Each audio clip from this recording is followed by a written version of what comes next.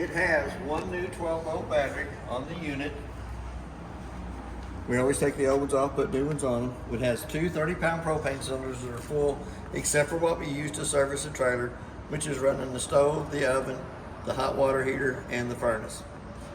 The auto regulator showing this green, arrows pointed towards this one over here. As soon as this tank would happen to come up empty, it's going to turn red inside the eye, indicate that the bottle is pointed to is empty. If you have the other cylinder already open, it's going to automatically pick up from this one. Even though this one's empty, it's still going to show you red inside the eye. It will automatically pick up from the other 30-pound cylinder so you don't lose your gas service in the middle of the night. We also have a hookup light and an up and down button for hooking up at nighttime.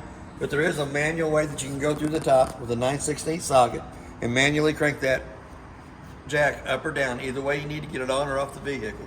So there is a manual way to do that. We have the cover for the 30-pound propane cylinder. Just have a little connection on the bottom for a bungee cord to go underneath. But you also have the quick disconnect at the top so that you don't have to take the bottle cover off every time you want to get into the cylinder. As we start down this side over here, it does have VLs on all four corners. There is a handle in the front compartment on the door side that will manually crank those jacks up or down. We also have the blue hose for your outside shower. It's got the fancy shower head on the end of it. There is magnets that hold the compartment doors up so that you don't have to worry about it bopping you in the head. As we start down the off-door side, we're going to come back to the lug nuts on the tires. Are torqued at 100 foot-pounds. Tires are air after pressure. 4 new tires on the unit. The tires hold 80 pounds of air cold, but they are all torqued at 100 foot-pounds. Your next one back is your water compartment. Let me get my little 751 key out and open it up. The blue hose in the front off-door compartment goes onto the quick connect here and gives you hot and cold running water to this side of the unit. The connection right down below it is a black tank flush, so that while you're dumping your black tank, you can hook a water hose and regulator up to that, turn water pressure onto it, has a little aerator on the inside of the black tank that spins around, cleans more of the toilet paper and debris out of the inside of the black tank only.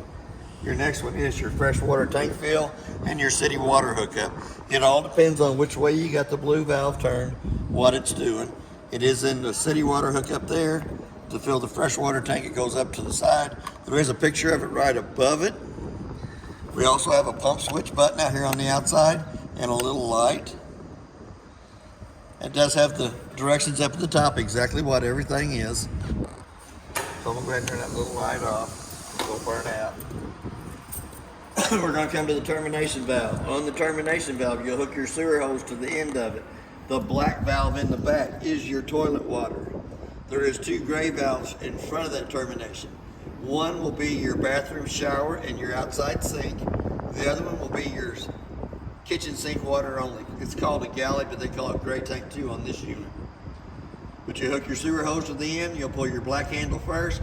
Then you can pull either one of the gray handles you want to help kind of clean out the end of the nasties that's in the hose from the black tank.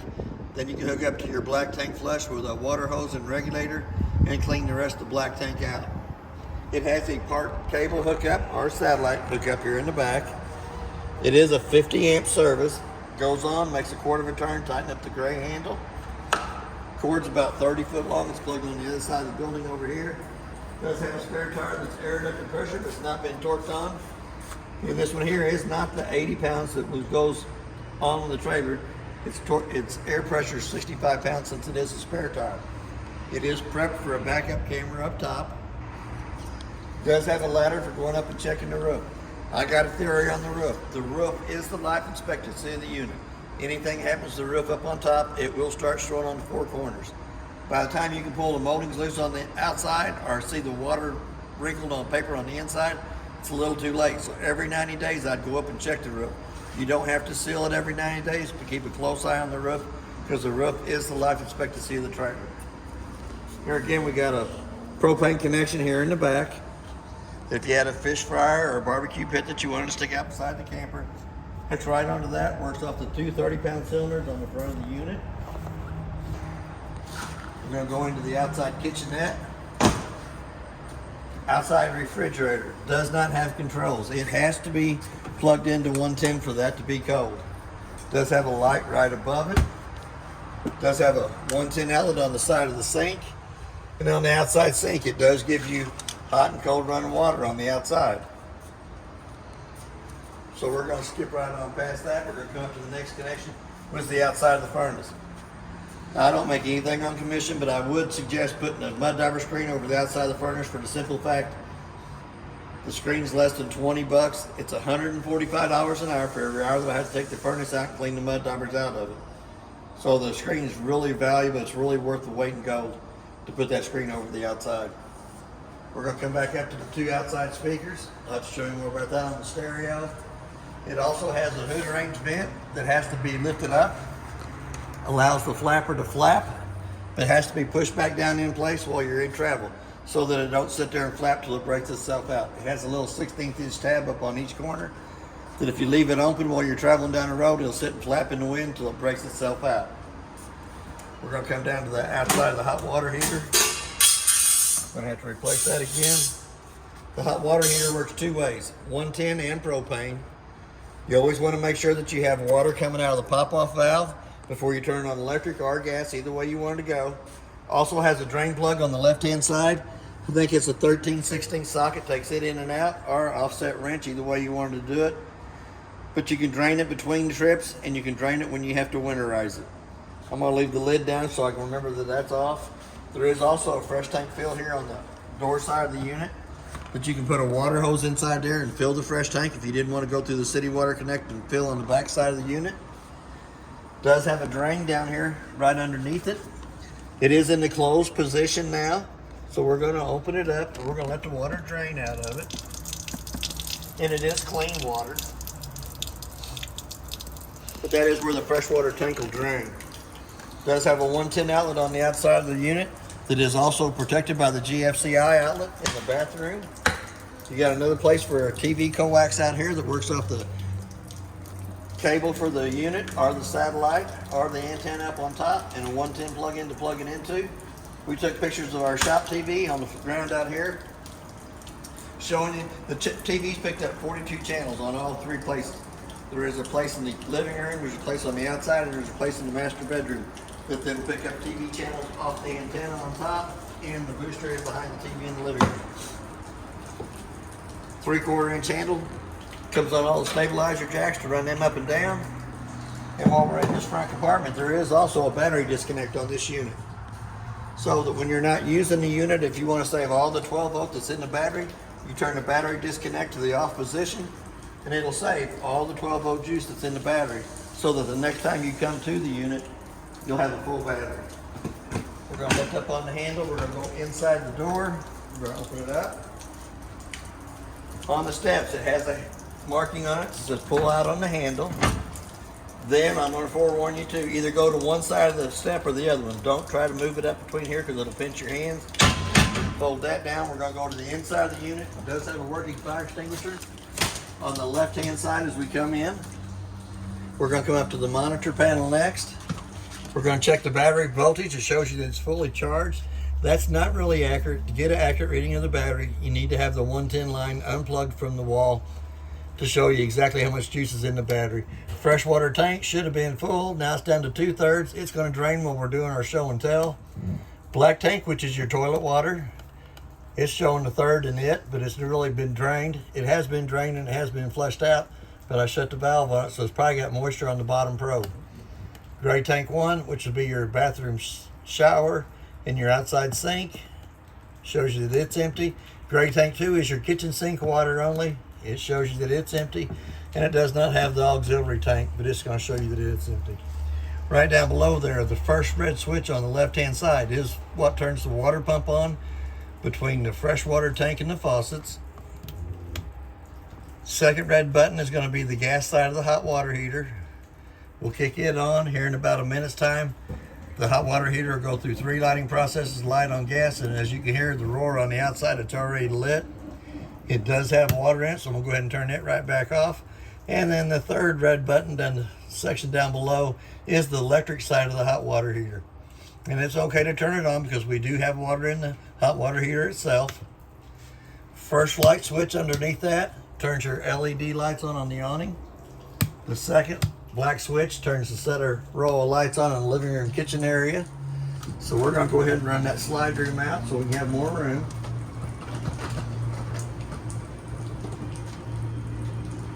It's always good to make sure there's not a tree up along that side or somebody's pulled a vehicle in there that the slide room is going to hit on its way out. Especially trees at parks. The room's going to come out about 3 foot. Hear the ratcheting, you should let off the button right then. Does have a pretty good sized little storage cabinet. We do have a LP carbon monoxide detector. It's going to give you that little annoying sound twice. There's the second time. Little button on the light above the kitchen sink. On the kitchen sink we have a hot and cold side of the water system. Turn it to the far right for the cold, towards you for the cold side. We do have another 110 outlet on either side of the kitchen sink that is protected by the GFCI outlet. We're going to go into the top drawer here. There's 2 sets of keys. The purple key does the lock and deadbolt on the front door. Then you have a 751 key for your outside compartments and your outside water fill. All the rest of the paperwork in the bag here.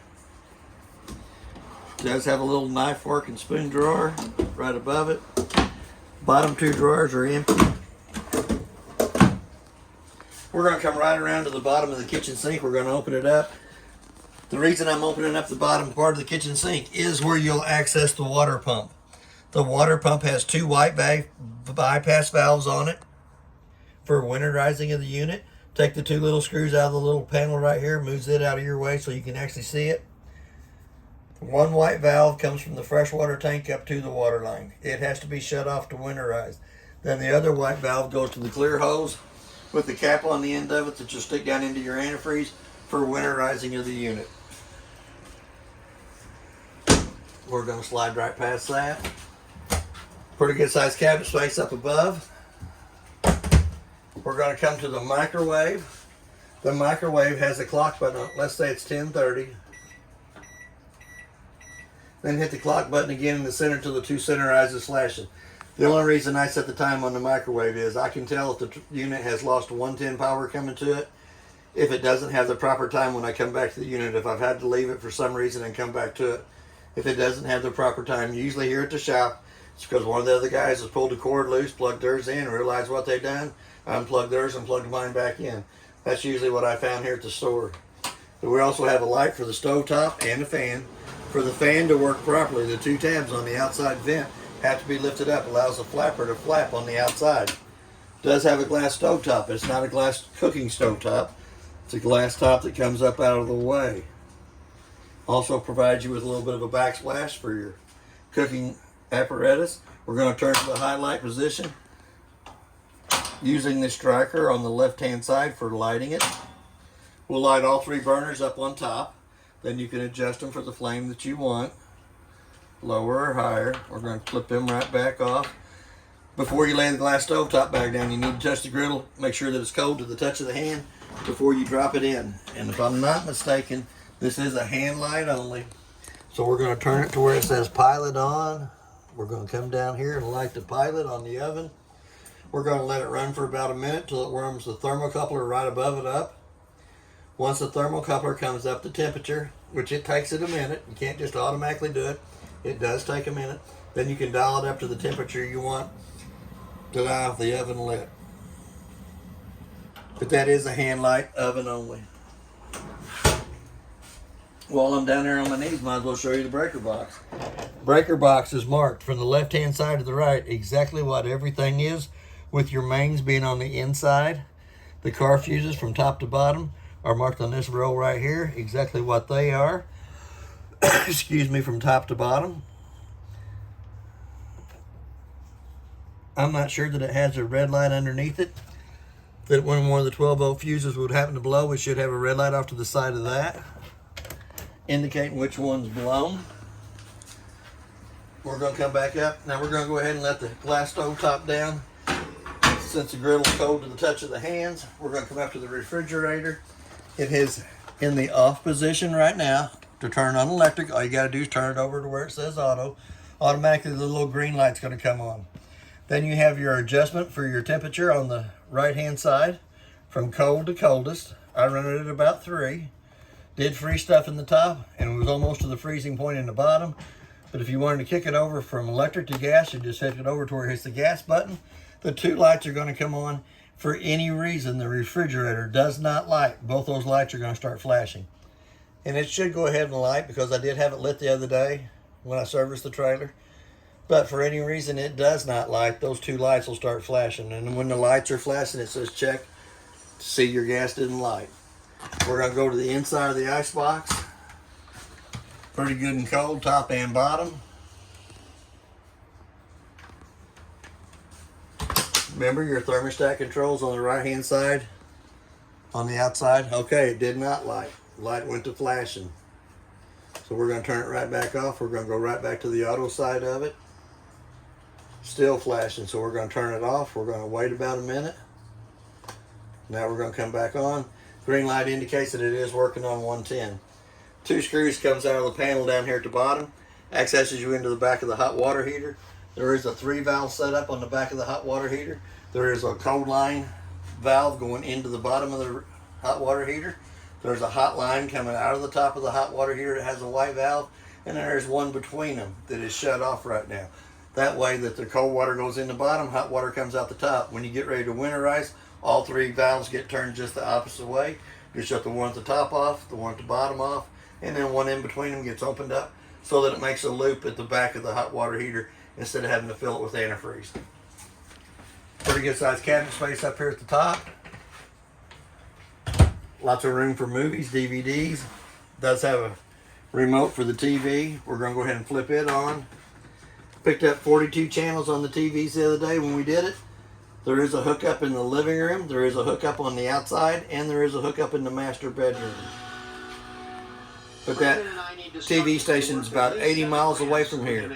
That's working off the booster behind the TV and the antenna on top. That's not too bad of a picture for that. It will also play a DVD between the stereo and TV. You just have to come up to your TV source, take it off TV, bring it down to AV1, play your CD through the stereo, your DVD. But you'll have to use your remote for the stereo for the DVD player. Here again, you got your speakers. A's are 1 and 2 zones. 1 is inside here. 2 is your outside speakers. The outside speakers are on. Not too bad. You can hear the outside speakers from the inside. We're going to turn it back down. We're going to hit zone 1 to turn it on the inside.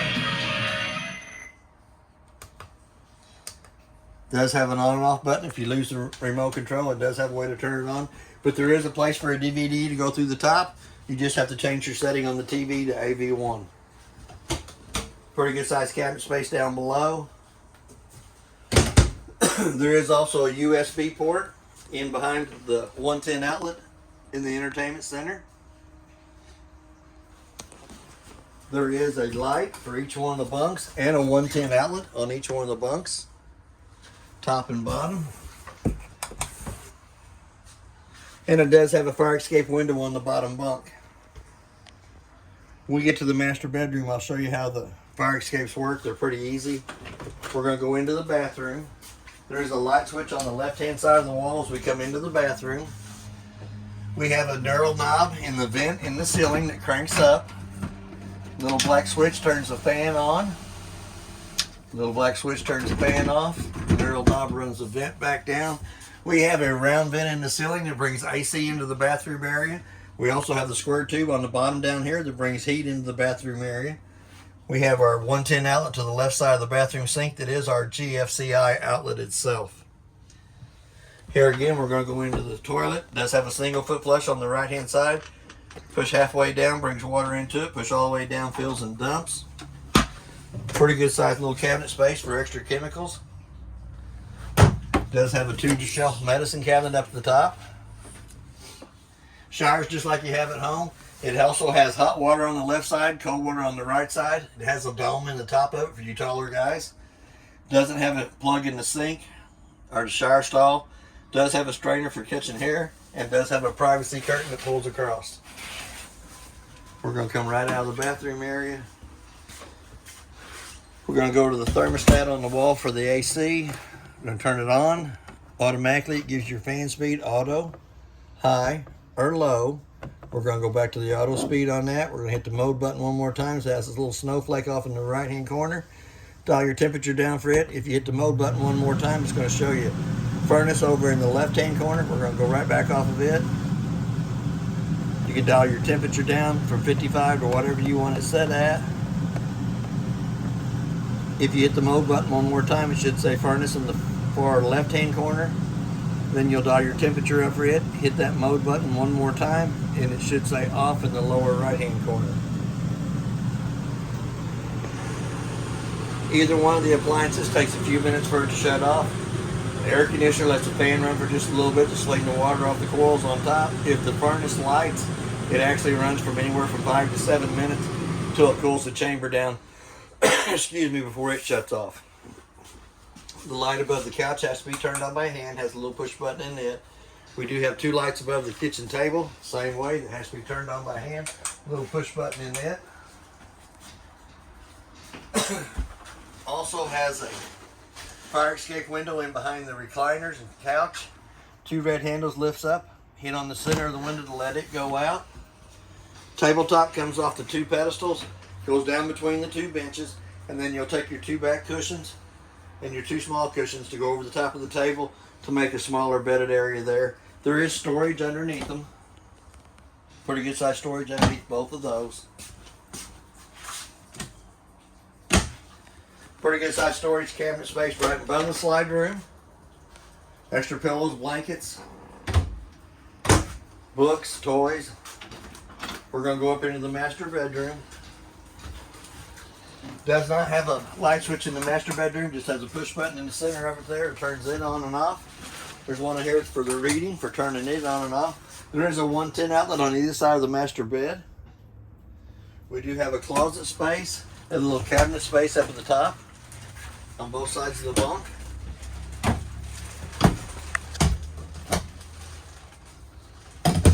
We're going to lift the mattress up. It does have some storage up underneath it. Extra blankets, pillows, clothes, snacks. We're going to come over to the off-door side window. It does have a little red handle on the screen that you pull loose that takes the screen loose from there. Then it has a little red handle that comes up, goes through the bottom part of the window. We'll go all the way through the window frame so that you can access out the outside. But the same one in the bunk room in the back, same handle, same operation. Grab the little tab on the front of the screen first that pulls the screen completely loose.